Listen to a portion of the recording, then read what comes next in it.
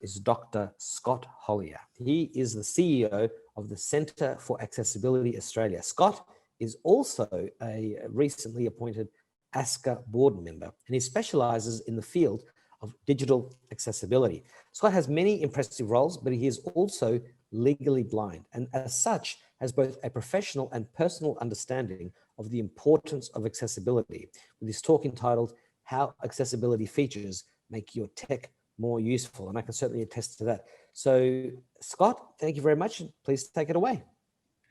Well, good morning, everyone. And thank you so much for the opportunity to speak. It takes a few minutes for me to set up my assistive technology, but fortunately I have my trusty assistant son here who's just going to click through a few things, to get everything all set up. So I'll just turn on the audio and the slides. And I'm just going to do a quick sound check to make sure that's all good. Starting narrator. Video frame WND, pane. Exiting narrator. Did that come through okay, the screen reader? Yes, it did, Scott. Terrific. Sounds good. Okay, I think we're good to go. So look, thanks so much again for the opportunity to speak. And thanks very much again to my son Talay for just clicking through those few things at the start. So today I'm going to talk a bit about accessibility, looking at the different accessibility features available in everyday products. And just to start with accessibility, just a word of warning, I've put some captions on the screen at the bottom to help people who might be hard of hearing or deaf to follow along. But when we were testing it this morning, when I said the words digital access, the captions said digital Jesus. So just be aware that the captions are very helpful, but may not always be entirely accurate. But hopefully they can assist with the presentation. So look, I think the introduction covered most of the things about myself. As introduced, I'm CEO of the Centre for Accessibility, and I'll play a video in a minute just to explain that in a bit more detail. I also wear a few academic hats, and I'll do some work with W3C, which is the organisation that provides standards to make content accessible. And also I'm legally blind myself, so I have an eye condition called retinitis pigmentosa. And in my particular case, it's a degenerative condition that continues to drop off over time. So I don't have a lot of sight in my left eye, a little bit left in my right, and no night vision. But although the prognosis of my vision is a bit doom and gloom, to be honest, I've been very fortunate in my life.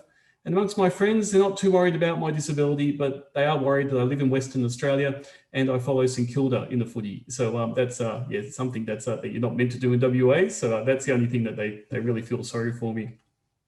Since the internet. So what I'll do is I'll just play a little video to explain about the Centre for Accessibility. Since the internet has come into being, it's really expanded my access to a range of what goes on out there in the big wide world. Most websites are good, but having access for disabled people is often hidden. When I look onto something different that I haven't used before, it is quite hard to understand it. Every website's got translation way.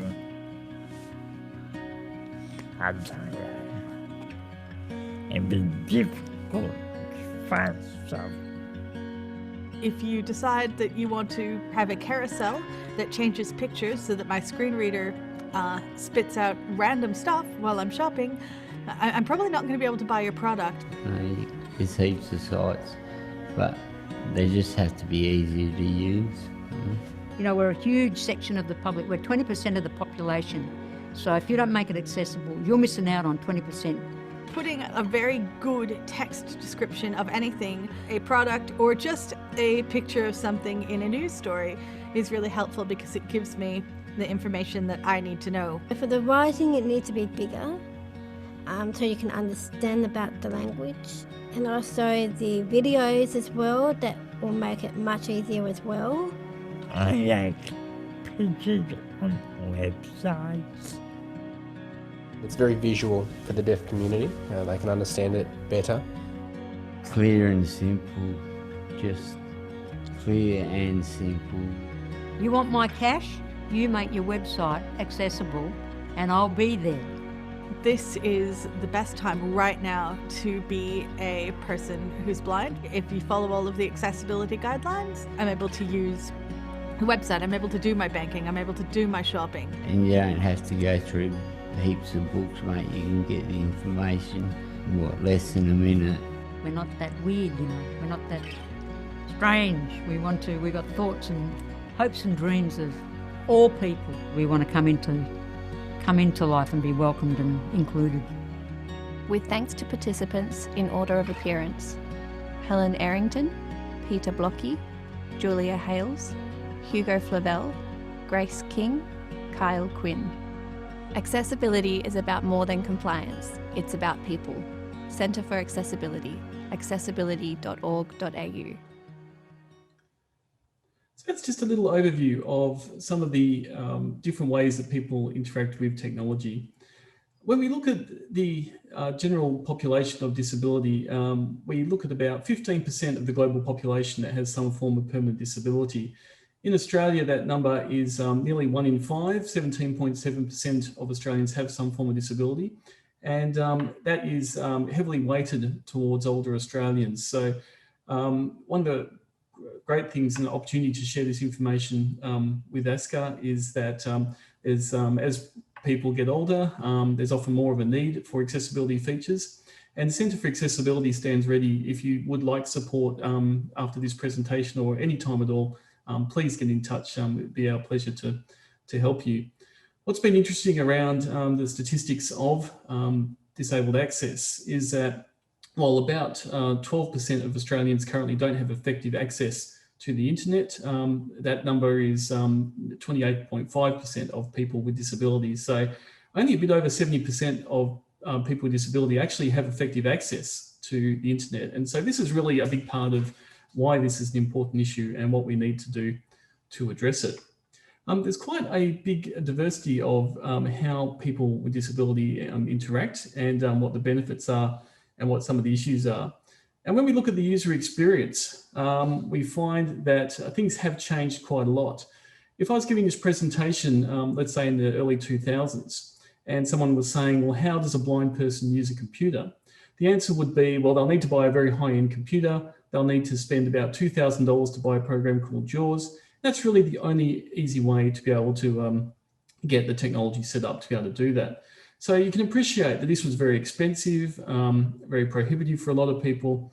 And ultimately, it just was really difficult for a lot of people in the lower socioeconomic area to afford that software. So what's really exciting today is that whether we're talking about Windows or Mac or iOS devices, iPadOS or Android, there's a wealth of accessibility features built into everyday devices. And this is great because not only do people have the ability to choose the device they like, but they can also choose the assistive technologies that they want to use. And it's just been really exciting to see that evolution. Also, we've seen that when it comes to disability, it's not always a permanent thing. So, for example, when you're in a pub or an airport, as we're allowed to go back and do those things, you'll often see captions on the television in things like airports. And that's not because everyone in the airport, understandably, has a hearing impairment, but it is because the environment's so loud that it's just very difficult to hear, and therefore the captions make sense. So accessibility is also something that will benefit all of us, whether we have disability or not. To explain a little bit about some of the types of assistive technologies that are found in everyday devices, the one that we'll mainly look at today is called the screen reader. And screen reader is essentially a way a blind person will use a computer or mobile device. And it works by using keyboard shortcuts or swipe gestures on the phone, which then reads out things to us. And so that really is really helpful in navigating around devices and getting information accessed. And I'll give a little demonstration of that shortly. Also, we have the use of screen magnifiers where we can zoom in and see things in really big portion of the screen. And that's really helpful if you have low vision to be able to zoom in and read smaller bits of things. High contrast themes are also popular. You'll notice that the slides here have a light text on a dark background, and that's a lot more comfortable for my eyes to see. And I've changed the whole of Windows to be like that. We also have other features like on-screen alerts to help people who have a hearing impairment to be able to, when Windows makes those strange noises, you can get messages or flashing on the screen to indicate that an alert has happened. On-screen keyboards to help people with mobility impairment, and a wealth of other accessibility features. So to explain through the major devices that we use today, we'll start with Windows. And when we look at Windows, we have a variety of accessibility features built in. We have the ability to change the icon and the font size. We have the ability to turn on high contrast themes like high contrast black. We have a built-in screen reader called Narrator, which wasn't that great up until Windows 8. And in Windows 10, that's greatly improved. And if to turn on the Narrator screen reader, you can hold down the Control key, the Windows key, and press Enter, and then your computer will start talking to you. The great thing about Narrator is that more recently, Microsoft have added in a tutorial. So if you do start Narrator, you'll get a message saying, is this your first time and would you like to learn how to use it, which is a terrific addition.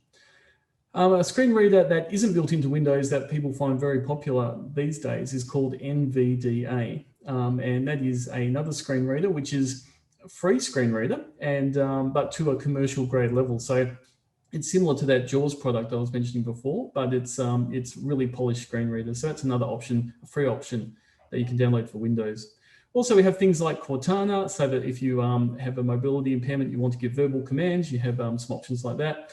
And not too long ago, Microsoft also introduced eye tracking features to Windows. So you can, with the right hardware, you can actually navigate Windows just using your eyes and where you're looking. So there's a great number of accessibility features built in. So what I'll do now is I'll endeavor to give you a little demonstration of these accessibility features. So what I'm going to try to do is demonstrate the use of Windows accessibility. I've just pulled up the Centre for Accessibility website. And you'll notice that the website looks a bit different to that screenshot on the slide. That's because the site has been rendered into my high contrast color theme. And as such, yes, it makes everything look a bit easier for me to see. So what I'll do now is I'll turn on my screen reader. Welcome, Centre for Accessibility Australia, and 2 more pages. Personal, Microsoft Edge window, Microsoft Edge, welcome, Centre for... And I'll get it to read a few things out to us. Skip to main content, Centre for Accessibility logo, image, the center, button, collapsed, has pop-up, link, services, bytes, button, collapsed, has pop-up, link, membership access awards, button, collapsed, has pop-up. Banner, language translate widget, select language, combo box, collapsed, has pop-up. Powered by Google Translate, image, translate link, like us on Facebook, link opens in a new window, like us on Facebook, link opens in a new window. Link, check us on Twitter, link opens in a new window, check us on Twitter, link opens in a new window. Link, visit us on LinkedIn, link opens in a new window, visit us on LinkedIn, link opens in a new window. Link, visit us on Instagram, link opens in a new window, visit us on Instagram, link opens in a new window. Help desk search. 1 of 3 level 1, contact heading level 1, welcome link, play button opens video in the pop-up, play button opens video in the pop-up. Heading level 3, accessibility is not a feature, it is a social movement. The digital world is a rapidly changing environment that all of us increasingly rely upon. The reality is, for people living with a disability, much of the internet remains inaccessible, despite the legal policies put in place to facilitate accessibility. To create a... So I'll stop it there. Exiting narrator. And essentially what you've just heard is a demonstration of the screen reader in action. So the reason for that is that the narrator's turned on, narrator then reads things through, and I've basically told narrator to go through and read the entire page. A few things to point out there, and the questions I often get asked when I do a demonstration like this is, firstly, why did it read things twice? I've turned on some extra functionality on the screen reader so that it reads alternative text and also some labels. So this gives me a bit more extra information. Sometimes that means it duplicates. The other question I get asked is, wow, that was quick. How does anyone understand how fast that was reading? And that's an extremely valid question. So basically what's happening there is that most people, like you, will visually speed read. If you're blind, you'll often speed listen. And so I have the screen reader turned up maybe just a fraction faster than its default speed, but people who are blind turn it up so fast that it's very difficult for the everyday person to understand. So it's terrific that there's lots of flexibility in these tools. The other demonstration I'll do is I'm just going to turn on the magnifier. So if you want to zoom in on the screen, if you're finding it a little bit hard to read some things, you can actually turn on a screen magnifier that's in Windows. And you can do that by holding down the Windows key and pressing the plus key. So I'm just going to do that and press plus a few times. And the more I press Windows key and plus, the more it zooms in. So hopefully that's coming through on Zoom, and I'm just scrolling around the window. And so that really helps me to be able to see what's going on. So I've got there's an actual magnifier program there. I'll just minimize that. And so then I can scroll around, and if I have trouble seeing text, I can make it nice and big. And I can then use window key and minus sign to then zoom out. And that makes it very easy for me to be able to navigate around. So I use a combination of all three. I use the high contrast theme you can see, I use the magnifier, and I also use the narrator when my eyes get a bit tired. Now I'll just endeavor to see if I can get back to my slides, and I think we have. So I noticed in the last talk from Awesome that there's a lot of Mac users out there as well, and so it's really important that I also mention about Apple. So for those who are Mac users, you'll be pleased to know that Mac also has great accessibility features in the desktop. It has a screen reader called VoiceOver, and VoiceOver is similar to Narrator, similar to NVDA, in that it does a really good job in reading out things. It also has the magnifier feature like you just saw called Zoom. It also has the ability to change the colors. It has Braille support, switch key support, and a wealth of accessibility features. If you're making a decision between desktop platforms, between Windows or Mac, at the moment, I'd probably say Windows has just got the slight advantage because of its touchscreen support. So that's been really helpful for people with different disability groups. Some prefer touchscreen input, some prefer traditional keyboard and mouse. And so Windows is a little bit more flexible in that regard, as Macs don't really have proper touchscreen support yet. So on balance, if you are needing to make a choice and you want an accessible computer, I tend to favor Windows. But if you have a Mac, there's plenty of great accessibility features built in. My recommendation, though, for Apple products switches a bit on the mobile platform, though. The iPhone is certainly superior over Android, although Android has done a lot of work to catch up. So when it comes to the mobile platform, it was terrific to see in 2009 that Apple introduced the first popular touchscreen screen reader. So it has a version of VoiceOver which uses swipe gestures instead of mouse and keyboard, being a touchscreen device. And that's also in the iPad, and it works really, really well. So there's great features. You can zoom, high contrast, color correction features, caption video support. All the trimmings are also in iPhones and iPads.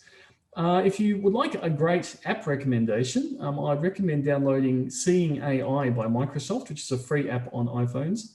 And it's like a Swiss Army knife of accessibility tools. You can go to a cafe, take a photo of the menu, and it will read everything out to you. You can go shopping, take a photo of the barcode, and it will then also tell you what that item is. So that's a great app to download, and there's lots of other great accessibility features on the platform. But if you are an Android user, and I am an Android user, don't worry, there's great accessibility in Android too. So Android has the TalkBack screen reader and also has a great tutorial built in. So that's another advantage on the Android platform. And certainly it's a more affordable option for a lot of people than buying an iPhone. So the TalkBack screen reader, magnification, color correction features, basically a very similar accessibility suite across all four major platforms. So it's terrific to see the accessibility has been such a winner. Probably some app recommendations on Android. I use a launcher called Big Launcher, which changes the whole interface into just 6 big buttons, which makes it much easier to use your device. It's a few dollars, but well worth it. And also there's an app called ID, EYE-D, which is another Swiss Army knife type app. What I'm going to do is I'm just going to unlock my phone. I just booted it there, and I'm just going to give you a quick demonstration of Android accessibility. So I'm just going to turn up the volume on my phone for you.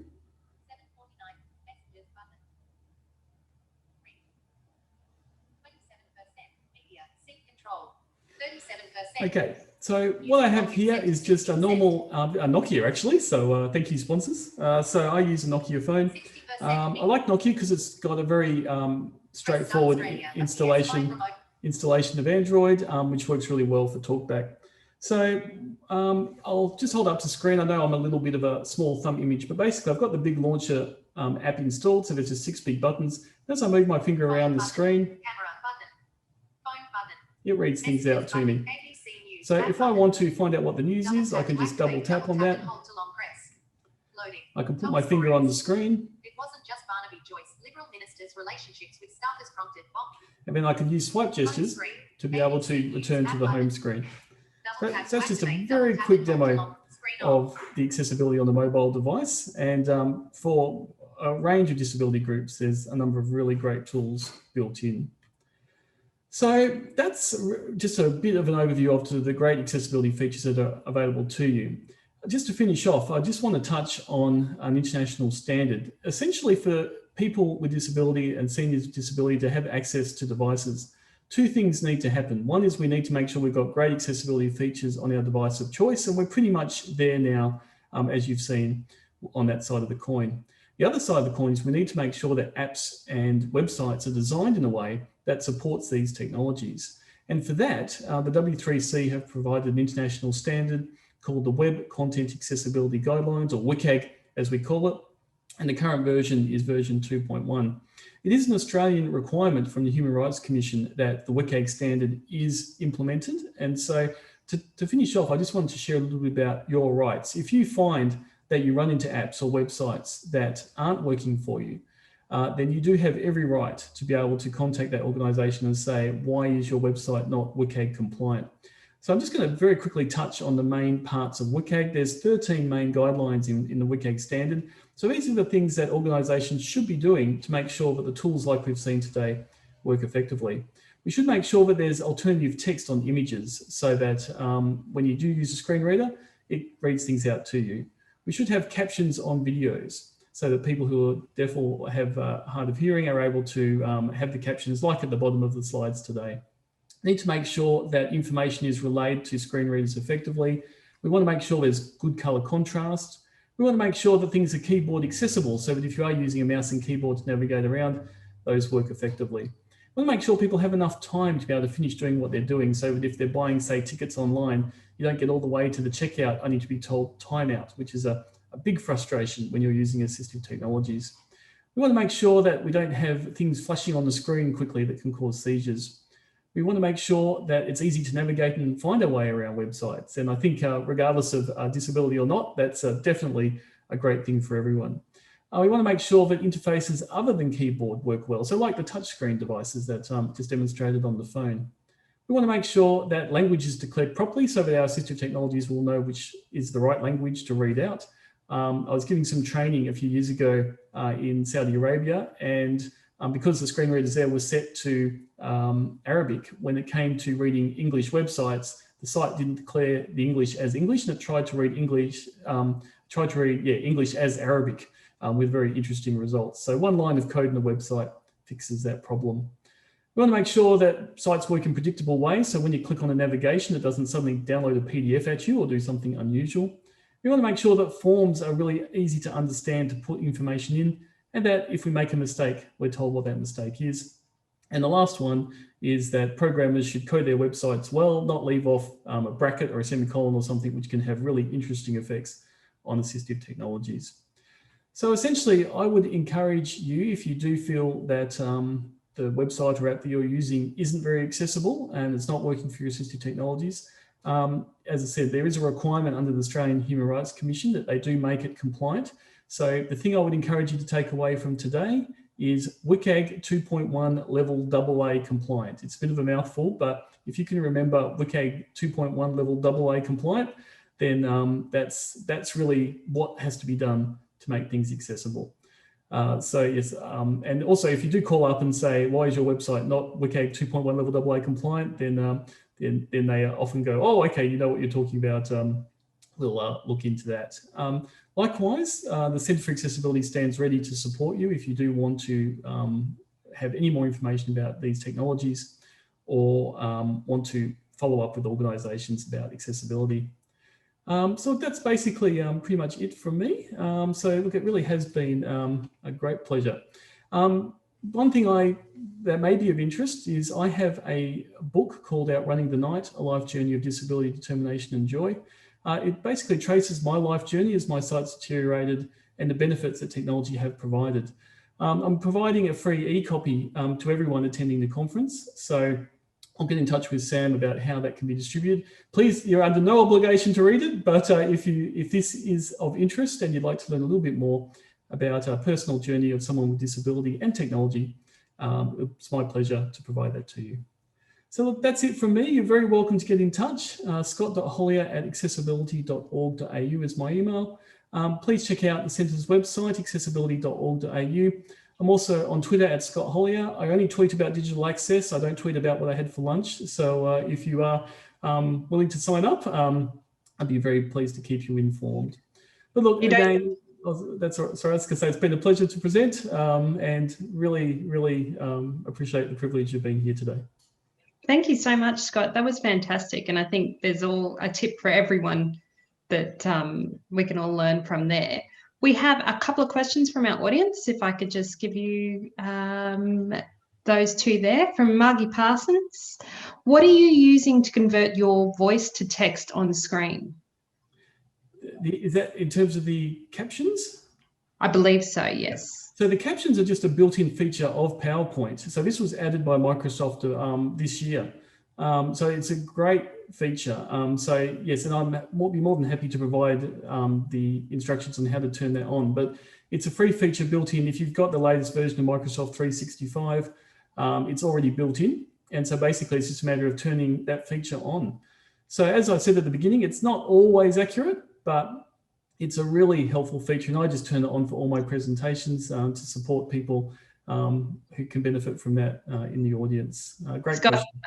I liked how it came up with egg instead of for your acronym for the it was WCAG. It was just it didn't even get its own representation, but it does. It always provides some amusement at some point in the captions that come across the bottom at the very least. We had another question. Also Zoom and some of the different. I've noticed some of the different teams and different hosting platforms or meeting platforms are starting to introduce closed captions. Similar level of reliability, but it's better than not having it, most definitely. From the Wavelink Community Neighbourhood House, hello everyone there, Annie Cull. She said, Dr. Hollier, would WCAG help with websites such as banking websites, MyGov for NDIS folk especially? Absolutely, and that is, the WCAG standard is the international standard, and Australia has committed. The federal government have a digital service standard, and 0.9 of that standard requires that WCAG standard to be implemented. So they should be doing it. In terms of banks, one of the things we did last year for the centre is we launched Australia's first Access Awards, and ANZ actually won that corporate award. So some banks like ANZ are doing a good job in implementing WCAG and making things accessible. I bank with ANZ as a result. And look, that's not to dismiss other banks, but that is one bank that's done a particularly good job in this space. MyGov is currently going through a refresh, so it will be more accessible in the not too distant future. And the NDIS is one area that people have been calling on for improvements in accessibility. So, hopefully, certainly there is the requirement to make their content accessible, but yes, it is a challenging website at the moment. So hopefully we'll see some improvements down the track. And one more question there. So in the last couple of years, what change in technology has seen you be most excited and been most significant for you? Well, one of the things that in W3C, the work I'm doing as part of that is I'm involved in a task force called the Research Questions Task Force, where we basically are like an advanced scouting party. We look at emerging technologies and consider the access implications. And what we've just released a draft standard on just a month ago is called the XR Accessibility User Requirements. And XR includes virtual reality, augmented reality, mixed reality, and all those immersive environments. And some of the implications for disability are amazing. And look, I appreciate that I might run over my slot, but just one quick example is that there's been a project where a deaf person can walk into a shop, can speak to request something from the shopkeeper speaks back, and within the augmented reality device, automated captions come up in real time, similar to what we're seeing on the slides. And that just has completely changed the independence of that person. And so there's projects like that happening, and we've just provided some international guidance on accessibility in that space. Perhaps that's once that's released next year, I'll come back and share the information. That would be excellent. Thank you so much for your time today, Scott. That's been fantastic and informative. You mentioned there that you put your email address up, and I know Ivan put an email address up as well. For anyone in the audience who is looking to contact our speakers, please, and wasn't able to type or write the email addresses fast enough, feel free to contact me or reply back to your ticket, and that will come through to me, and I'll get the details for you and be able to forward your emails on. So thanks again, Scott. It's been fantastic hearing from you.